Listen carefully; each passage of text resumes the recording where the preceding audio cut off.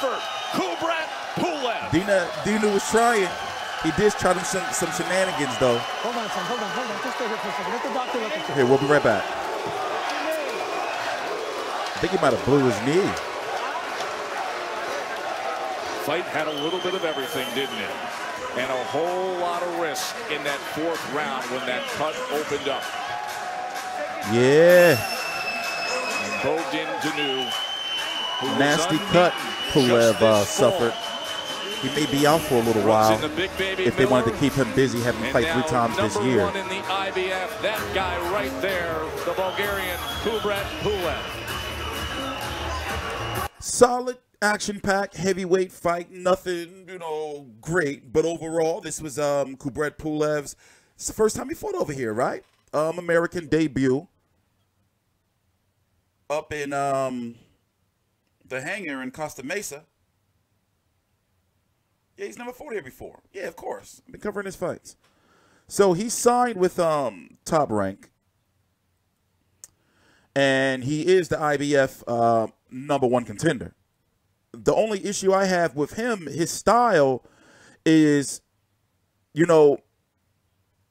his jab can be shot straight over because he just keeps it out there. Even Dinu, when he cut him, he just knocked that shit down and went over it and cut him. Kind of like similar to what Vladimir Klitschko did to him. Don't get me wrong, very good fighter, but limited in punch variety, if that makes sense. Jab straight type of guy. Not even really, he doesn't even really throw hooks like that. Well, right there, But I'm glad that he had the sense of urgency once he got that cut, because he didn't want, for one, the cut to get worse, and also to be going the distance with a guy like Dinu after he had that, performance against Samuel Peter, and Kevin Johnson. I mean, Samuel Peter, yeah, but then Kevin Johnson, Huey Fury, that was a big fight at the time. Remember, Kubrat Pulev at one point in time was the mandatory for, he was going to fight. Actually, he was going to fight. He was set to fight Anthony Joshua. But he had an injury. Jimmy Lennon Jr. And now, he's in a better situation to make more money with the ESPN Top Rank backing. Raul Sr. stops the contest. He is the winner by way of knockout and victorious in his U.S. debut, the Cobra, Kubrat Pulev. So, I like that crowd. It was a huge crowd of his supporters and people. We're going to take a short break, and when we come back, Bulgarian. we will hear from Kubrat Pulev overcoming the cut and coming up with the impressive knockout win. And what is his future in the not division? necessarily the crowd size, but the fact that he's got that. ESPN. This was on ESPN, not ESPN Plus. Regular ESPN. Here, let's fast forward. Go listen to Kubrat Pulev. Tournament games and the like. What's going on? It's taking a second. He just made the decision. He made. Here, I'll pause the video. Be right back. Let me find this. Beat on everything with SportsCenter coming up in moments. Top Rank Boxing on ESPN is brought to you by the United States Marine Corps, the few, the proud, the Marines. Just something different about a heavyweight main event. Pulev looked good though. The power. And he didn't go the distance. And we had with Dinu. He couldn't have gone a distance with Dinu, especially when Big Baby Miller didn't go the distance. Bad cut. And in my opinion, Pulev can beat probably Big Baby Miller. In my opinion. Bernardo. We have to see what Big Baby Miller looks like June the 1st. Bogdan, you were in this fight until that 7th round. Talk to me about what happened in this final round. I don't know. It was a good fight. I catch him a few times, but I think he throws some dirty punch in back. Head. Oh. And that's it. This is boxing. So you were down, and he did land the accidental punch after that. It was an accidental punch, definitely. Stopping it all, or did you want to continue? Yeah, I want to continue, but I was unable to continue. Yeah. All right, now, you've been in the ring in the last 2 fights. You've lost by knockout. Yeah. Last one was against Big Baby Miller. This time, it's against the #1 contender. Compare their power. What's different? What's similar between Kubrat and maybe?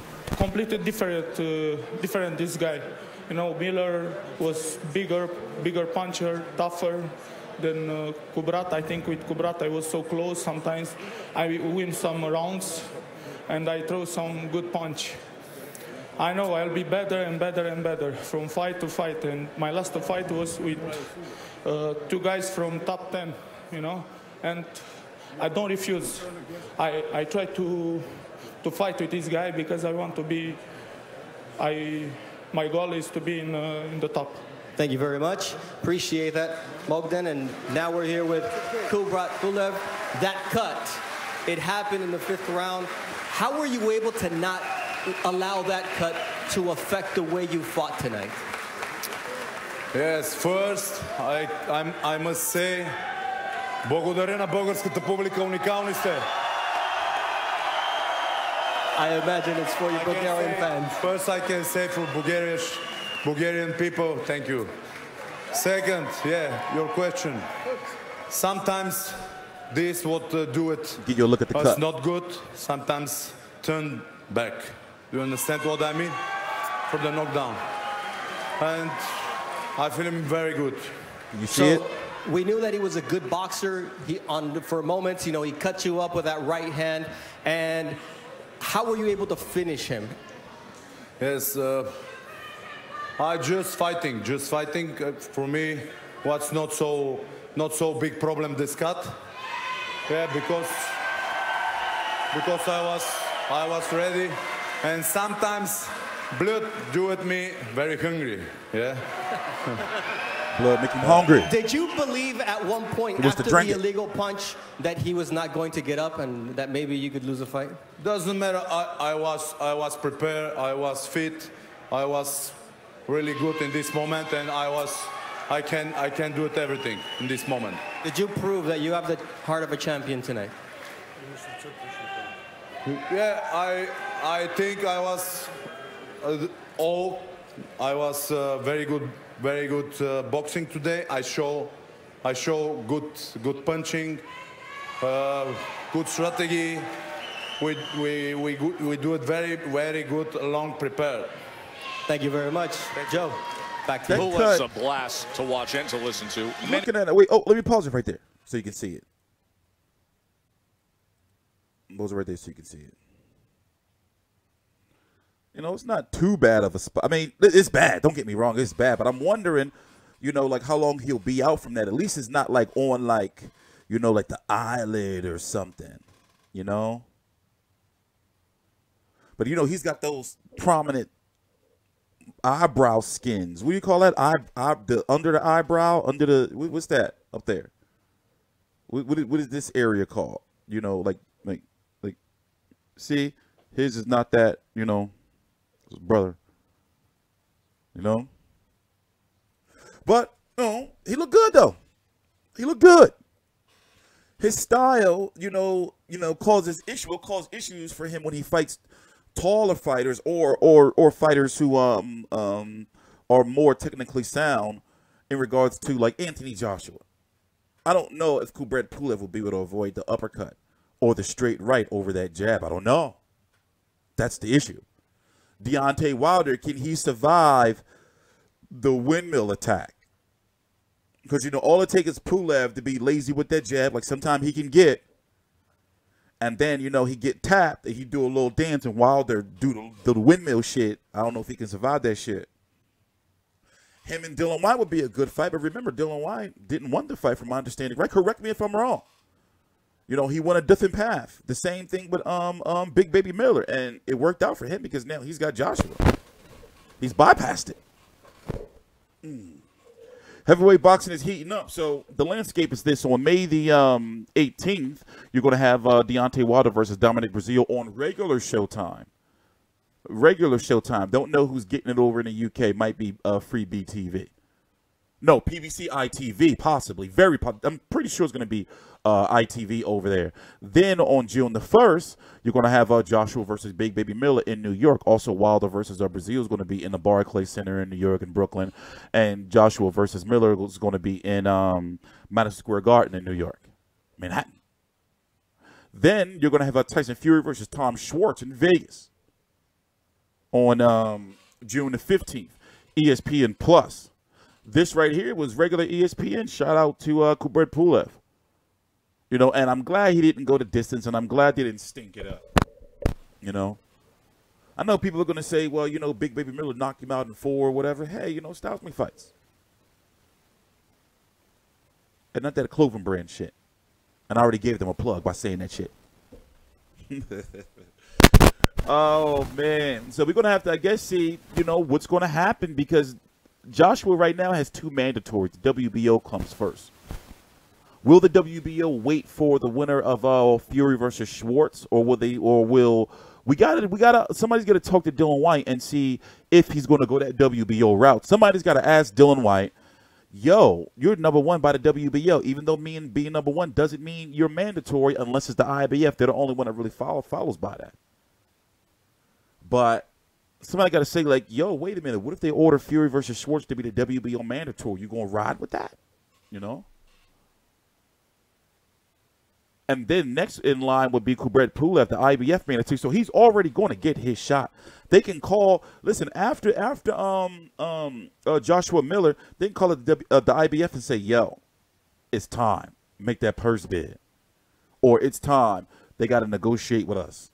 And they want Anthony Joshua to come over to ESPN. They're surrounding him in regards to the WBO and the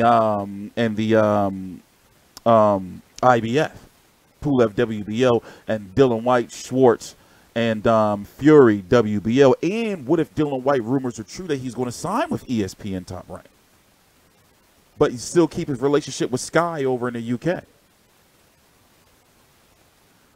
WBC Deontay Wilder, he's on Showtime, and they want to bring Joshua or Fury over to Showtime.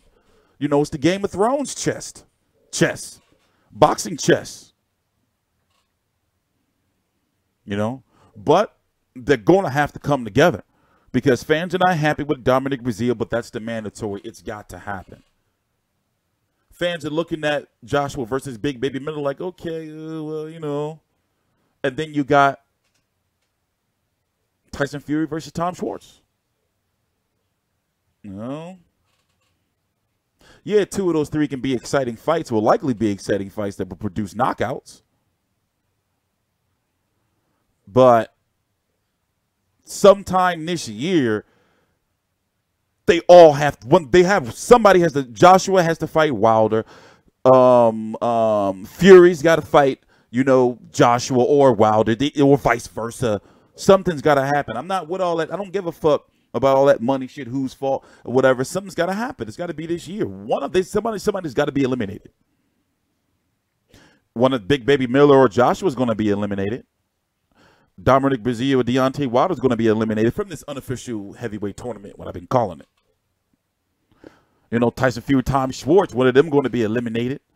Fucking motherfucking Fresno Quindell, still WBA mandatory after 5 years from a court order. It's weird, man.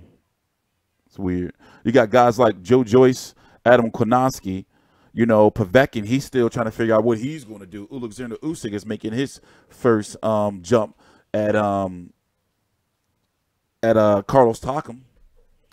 And if he wants to, he can be the WBO mandatory. You know, it's complex with the WBO. Don't doubt the power of Bob Arum with the WBO. I know a lot of people think that Usyk can just jump the line, you know, because once he moves up from being undisputed, he can be super champion and be WBO mandatory. You know, but we're going to see, man. I'm TstreeT Controversy. This is TstreeT Controversy Live with FightView360.com. We cover every single major fight live. We are back, unblacklisted.